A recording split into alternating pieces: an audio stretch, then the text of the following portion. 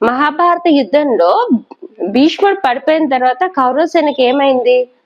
అంత అజేయుడైన భీష్ముడు ఎలా పడిపోయాడు? అసలు పడిపోయిన తర్వాత ఎవరు నాయకత్వం వహించారు? అసలు కర్ణుడు చేసిన ప్రతిజ్ఞ ఏంటి? భీష్ముడు ఉన్నప్పుడు కర్ణుడు ఎందుకు యుద్ధం చేయలేకపోయాడు? ఇలాంటి విషయాలన్నిటిని ఇప్పుడు మనం తెలుసుకుందాం. కురుక్షేత్ర యుద్ధంలో భూమి మొత్తం రక్తంతో తడిసిపోతున్న కాలం. భీష్ముడు అంతటి వాడు పడిపోయాడంటే చూడండి. భీష్ముడు ఉన్నంతసేపు సైన్యం మీద చాలా ఫైట్ చేసేసి చాలా మంది సైన్యం పోయారనమాట పాండవుల తరపున. కానీ ప్రతి ఒక్కళ్ళుని భీష్ముడు పితామహుడు చంపచ్చు, ఈజీగానే చంపేయగలడు. కానీ ఎవరిని చంపలేదు అతను. మామూలుగా సైన్యాన్ని తగ్గించాడు. కురుక్షేత్ర యుద్ధం భూమి మొత్తం రక్తంతో తడిసిపోతున్న కాలం. అజేయుడైన భీష్ముడు అంబసైపై పడిపోయాడు. అంతటి మహారథుడైన అతను చనిపోయాడు. అంటే చనిపోలేదు, భీష్ముడికి ఒక వరం ఉంది, ఆయనకి ఎప్పుడు కావాలంటే అప్పుడు పోవచ్చని. మామూలుగా పడిపోయాడు అంతే, అలసిపోయి. ఆ రోజు కౌరవ సేన గుండెల్లో ధైర్యం చచ్చిపోయింది. అంతటి మహానుభావుడే పడిపోతే మనమేంత అని చెప్పేసి మొత్తం అందరూ ధైర్యం కోల్పోయి ఉండిపోయారు. ఒక్కొక్కసారి చూడండి, ఇంట్లో ఎప్పుడైనా సరే ఒక్కళ్ళైనా స్ట్రాంగ్ గా ఉండాలి. పెద్దగా వాళ్ళు కొంచెం స్ట్రాంగ్ గా ఎలాంటి సిచ్యువేషన్ అయినా తట్టుకునేటట్టు ఉండాలి.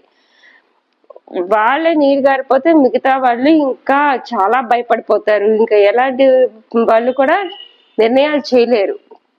సో ఇంటి పెద్ద అతను మాత్రం ఎట్లాంటి సిచ్యువేషన్ అయినా స్ట్రాంగ్ గా నిలబడి ఆ ఇంటిని నడిపించాలి. అలాగే ఇప్పుడు భీష్ముడు అంబస అయిపోయి వెళ్ళిపోయిన తర్వాత మిగతా వాళ్ళ పరిస్థితి అంతా అలాగే ఉంది. ఏం చేయాలో అర్థం కాల. హస్తినాపురంలో ధృతరాష్ట్రుని హృదయం భయంతో వణికిపోతోంది. అక్కడ ఆయన భయపడిపోతున్నారు. అక్కడి నుంచి మనకి ద్రోణ పర్వం ప్రారంభమవుతుంది. ధృతరాష్ట్రుని ఆందోళన. భీష్ముడు పడిపోయాడని వార్త వినంగానే ధృతరాష్ట్రుడు ఇంకా తీవ్రంగా దుఃఖంలో మునిగిపోయాడు. అతడు సంజయ్ని పిలిచి ఇలా అన్నాడు, సంజయ వెంటనే యుద్ధ భూమికి వెళ్ళు. భీష్ముని తర్వాత యుద్ధం అసలు ఎలా జరుగుతుందో తెలుసుకొని రా. నా కుమారుల విజయం జరగాలని నా మనసు కోరుకుంటోంది. నువ్వు వెంటనే ఇంకా అసలు వెయిట్ చేయకుండా నాకు ఇమ్మీడియట్ గా అక్కడ ఏం జరుగుతుందో ప్రతి సీన్ కావాలి. భీష్ముడు అందరి వాడు పడిపోయాడు అంటే నా కుమారులంతా నాకు చాలా భయం వేస్తుంది అని చెప్పేసి అంటాడు. వ్యాస మహర్షి అనుగ్రహంతో సంజయుడు యుద్ధ భూమిలో జరిగిన ప్రతి దృశ్యాన్ని కూడా ప్రత్యక్షంగా అక్కడేదో పెద్ద టీవీ అమర్చినట్టు ఆయనకి మొత్తం కనిపించేస్తుంది. ఏం జరిగిందో అన్ని చెప్పేయగలడు. అసలు అది వ్యాస మహర్షి డైరెక్ట్ గా ధృతరాష్ట్రకి ఇచ్చేవాడు. కానీ అది సంజయుడికి ఎందుకు ఇవ్వబడింది? కొన్ని రోజుల తర్వాత అర్ధరాత్రి వేళ సంజయుడు హస్తినాపురాన్ని చేరుకున్నాడు. కౌరవ సేనలో నిరాశ. సంజయుడు ధృతరాష్ట్రుని ముందు నిలబడి చెప్పడం ప్రారంభించాడు. మహారాజా, భీష్ముడు లేక కౌరవ సేనలన్నీ కాంతి కోల్పోయాయి. భర్తను కోల్పోయిన సతిలా, పంటలు లేని భూమిలా ఆ సైన్యం నిర్జీవంగా కనిపిస్తోంది. అందరూ ఒకరి కోసం ఒకరు ఎదురు చూస్తున్నారు. ఎవరు అసలు అందరు నిరాశ నిస్పృహలో ఉండిపోయారు. వాళ్ళని ముందుకి వాళ్ళ ధైర్యం అంతా కోల్పోయారు. వాళ్ళు యుద్ధం చేసే ఎదిలో కూడా లేరు. కానీ ఎవరో ఒకరు వస్తారని ఒక చిన్న ఆశ ఉంది వాళ్ళకి. అతడే రాధేయుడు కర్ణుడు. కర్ణుడి ప్రవేశము. ఆ సమయంలో యుద్ధ రంగంలోకి అడుగు పెట్టాడు కర్ణుడు. సుయోధనుడు అంటే దుర్యోధనుడు ఆనందంతో అతన్ని ఆహ్వానించాడు. భీష్ముడు లేని ఈ సైన్యానికి ఇప్పుడు నేను అండగా నిలుస్తాను. అర్జునుడి గర్వాన్ని నేనే అనుస్తాను. కృష్ణుడిని అండ చూసుకొని బిర్రవీగుతున్న పాండవులను నా బాణాలతో నాశనం చేస్తాను. లేదా కౌరవులను రక్షిస్తూ వీర స్వర్గంలో భీష్ముడిని చేరుకుంటాను. ఒకటి వాళ్ళనైనా చంపుతాను, మొత్తం అందరిని చంపేస్తాను, కృష్ణుడు అండ ఉన్న వాళ్ళని చంపుతాను. లేదా నేనైనా వీర స్వర్గం చేరుకుంటాను. అప్పటి వరకు నేను విశ్రమించాను అని చెప్తాడు. కానీ ఎందుకు భీష్ముడు ఉన్నప్పుడు కర్ణుడు యుద్ధం చేయలేదు అంటే, ఎప్పుడూ కూడా కర్ణుడు గొప్ప గొప్ప యుద్ధాలన్నీ గెలిచి గొప్ప వీరుడే, అతిరథుడు, మహారథుడే. కానీ భీష్ముడు మాత్రం అతన్ని అర్ధరథుడు అని పిలిచేవాళ్ళు సభలో, నిండు సభలో. దానికి కారణం అతను దుర్యోధన లాంటి వాళ్ళతో స్నేహం చేయడము. ఇంకోటి వచ్చేసి అతనికి కర్ణుడికి చాలా అహంకారం, గర్వం ఉండేది. ఆ గర్వం తగ్గాలని భీష్ముడు కావాలని అతన్ని అర్ధరథుడు అని పిలిచేవాళ్ళు.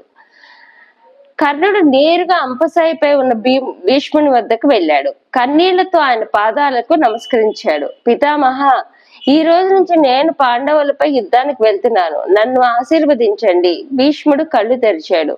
నాయనా, అర్ధరథుడని ఎందుకు అన్నానంటే, నువ్వు అహంకారం చూపించేవాడివి. ఏ విద్యైన అహంకారం ఉంటే సర్వనాశనం అయిపోతుంది. నువ్వు ఇంకా గొప్పవాడు అవ్వాలి, గొప్ప వీరుడు అవ్వాలనే దాంతోనే నేను కావాలని అలా అన్నాను. నిజం చెప్పాలంటే నువ్వు మహారథుడివే. నువ్వు వెళ్ళు. బంధువుల కన్నా కూడా స్నేహితులు ఈ సమయంలో ఎక్కువగా నమ్ముతున్నారు. స్నేహం అనేది చాలా గొప్పది బంధుత్వం కన్నా. నువ్వు కౌరవ సేనకు నాయకత్వం వహించి సుయోధనికి మేలు చెయ్యి అని చెప్తాడు.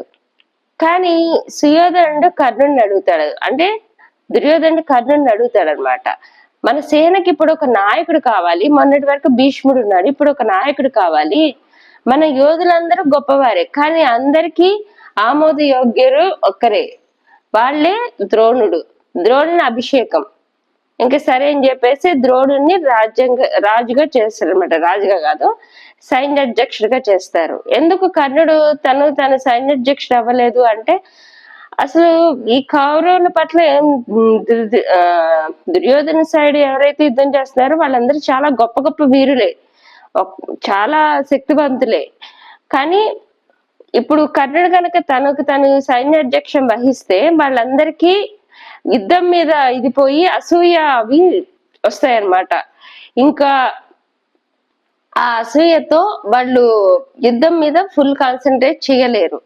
ఇంకోటి ఏంటంటే, లీడర్షిప్ తీసుకోవడం కన్నా కూడా కర్ణుడికి ఒక లక్ష్యం ఉంది. ఏంటంటే, ఎట్లాగైనా పాండవులని జయించాలి అని చెప్పేసి తన దృష్టి అంతా దాని మీద పెట్టడం వల్ల తన కెప్టెన్షిప్ తీసుకోలేకపోయాడు అంటారు. మనకి సచిన్ టెండూల్కర్ ధోనిని తీసుకుంటే, సచిన్ కెప్టెన్ గా ఉన్నారు, కానీ ఆ తర్వాత కెప్టెన్షిప్ వద్దు, నేను బ్యాటింగ్ మీదే ఫోకస్ చేయగలను అన్నారు. ఎందుకంటే తన లక్ష్యం బ్యాటింగ్ మీద ఉంటుంది.